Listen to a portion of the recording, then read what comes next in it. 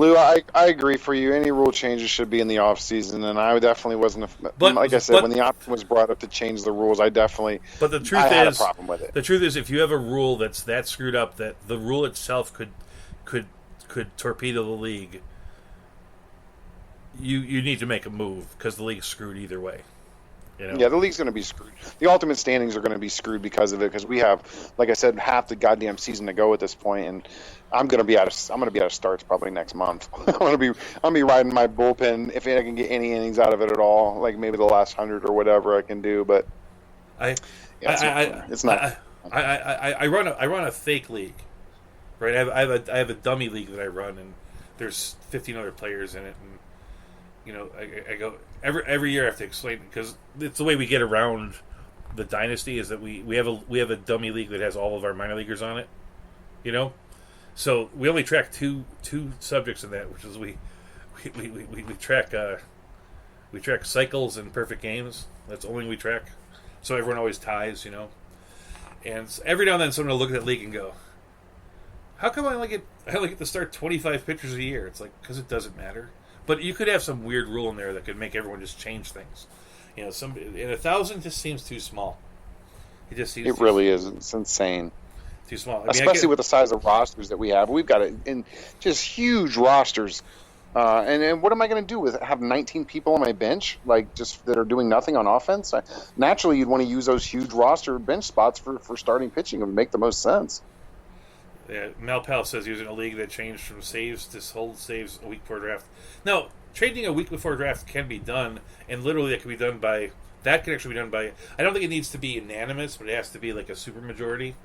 You can't just be like 10 guys and 5-6 people vote for it. But if I'm the commissioner of a league and I want to change the way the league is set up, I don't have to have anybody's permission to do it. I think you do, especially if you change the way the league is set up after you've taken money. You have to let people know up front and give them the opt out. If you want to decide like that it's going to be a 2-catcher league instead of 1-catcher league, maybe I don't want to be in that, I don't, generally I don't play in AL only leagues. I don't find watching the AL that interesting, so I'm not good enough to plumb the depths of the AL, and I'm not going to do as well. In the AL only league that I've joined, I'm going to do fine in that because, I'm going to come in 4th or something, or whatever it is. Complete windfall for teams of $1 setup guys. I don't know if the change. Let's take it away from changing a week before draft. What do you think about changing from saves to holds and saves? I don't mind it. I actually considered doing that this year, and they're called solds, just for proper terminology. I'm serious. That's what they're called. I had never heard that. In my long term, like what I would call my home league, not my dynasty league, which is the one I commission. We've been actually tracking holds as a separate category. We play 6x6, and so we do saves and holds as 2 different things. And, sure. And I like it. When you combine it together, I don't think it makes setup guys that much better. It just the reason why people are drafting $1 setup guys is because they just don't know how valuable Josh Hader was or Dylan Behances was. In those leagues, like in a league with holds, whatever. I mean. I don't think that Dylan Betances until this year went for under $11. In leagues where it was a regular draft, he was getting drafted because he was. I mean, like how high would you draft? I know everyone says like hold off on drafting closers, but somebody winds up drafting Kenley Jansen in the 7th round or so, right? The top. I've seen him go earlier than that. Sometimes. That's what I'm saying. But if you're in a league where holds a separate category, whatever value Kenley Jansen has. Josh Hader had it before the season, and so Josh Hader was going in the 7th round this year. It's like because what can be said about a guy that is going to win a category for you or give you a 7% chance of winning a category? That's why there's some value to that, And I concur.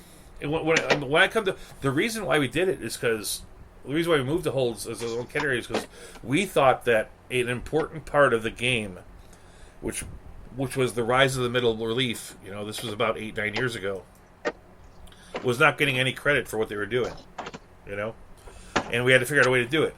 Holds as a stat is not my favorite stat by any stretch of imagination, but it's the best we got so far.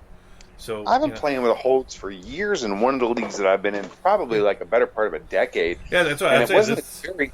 it wasn't a very deep league, and man, we've been doing it for a long time. It seems like to me.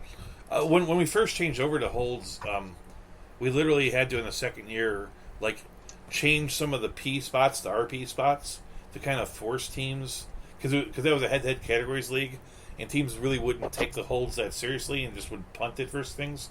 So we sort of like forced you. You have to carry 4 relief pitchers to be because you have to be competitive in these other things, you know. But other than that, it went really smoothly, and everybody loves it nowadays.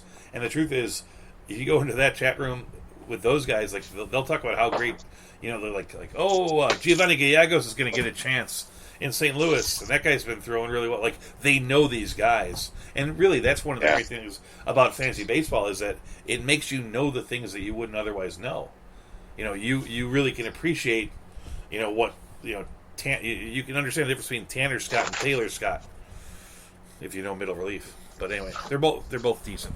Anyway, one's on the Dodgers, one's on the Orioles.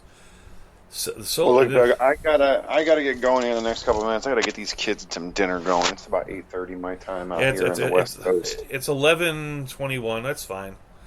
Yeah. Well, this is our pop-up podcast. We come on. I still love that term. We come on without any notice, and we talk about whatever we feel good about in baseball, and it's a pretty good show most of the time. I'm going to be on in 36 hours Saturday morning at 10 o'clock. Dan is going to get healthier. 9 o'clock tomorrow is Lenny's show, obviously. JJ at 2. Mike Eccleston at 3 after him. I think there's a football show on JJ and I caught Kevin today. Both very good shows. I really enjoyed Kevin today. He was real good. The guys that signed up that have been doing this week in week out are getting really better at it. It's not just you and I, you know. Yeah, agreed. And come on. There's a show on like at 10 o'clock on Sunday night called the Fantasy Hour. Have you heard this? I've been saying like, hey, the show on this weekend is this. I have no idea what it is. It's a show by Cam Giangrande's son, and when it's the Fantasy Hour, he literally talks about anything fantasy. So it could be baseball, it could be football, it could be Star Wars, it could be Game of Thrones. It's actually awesome. It's actually kind of interesting, and I'm glad it's out there. And if you have something to do at 10 o'clock at night on Sunday, you see that. We'll probably be back. You and I. You'll be back hopefully on Monday before your. I should be back on Monday. No problems. Hopefully, I'm hoping I'm past all this crazy sickness. But man, it's been getting the top of me. And the two of I will probably get together in 2 weeks to recount the 4th of July fireworks.